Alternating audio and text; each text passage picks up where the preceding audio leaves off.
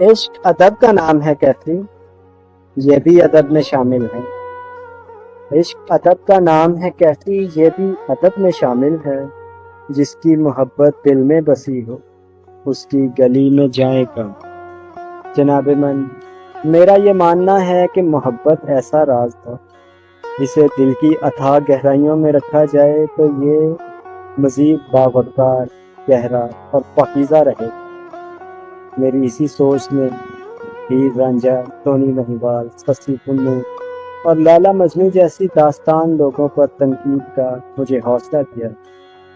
انہوں نے اپنی محبت کو گلی کوچوں میں رسوا کیا، نہ صرف رسوا کیا بلکہ حوث کے پجاریوں کو ایک ہتھیار بھی مہیا کر۔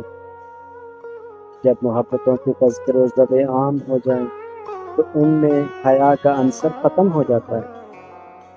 شاید کچھ لوگوں کے لیے میرے اس نقطۂ نظر سے اتفاق کرنا مشکل ہو جائے، لیکن بندہ ناچیز نے اپنے اس احساس کو کچھ اس طرح سے الفاظ میں ترتیب دیا ہے: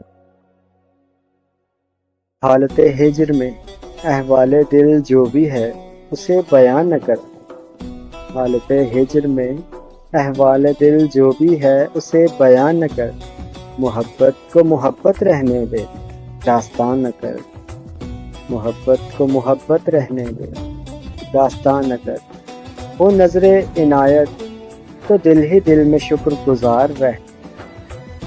وہ نظر عنایت تو دل ہی دل میں شکر گزار رہ۔ دیدار کی ہوس میں طواف کوکائے بتان نہ کر۔ دیدار کی ہوس میں طواف کوکائے بتان نہ کر۔ جناب طویل شفائی نے میری ہم نوائی کچھ یوں کی ہے: ملتا ہے سکون دل کو اس یار کے کوچے میں۔ ملتا ہے سکون دل کو اس یار کے کوچے میں، ہر روز مگر جانا اچھا بھی نہیں، ہر روز مگر جانا اچھا بھی نہیں لگتا۔